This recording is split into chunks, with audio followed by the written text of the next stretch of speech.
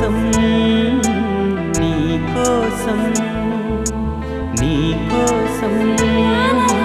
నీ కోసం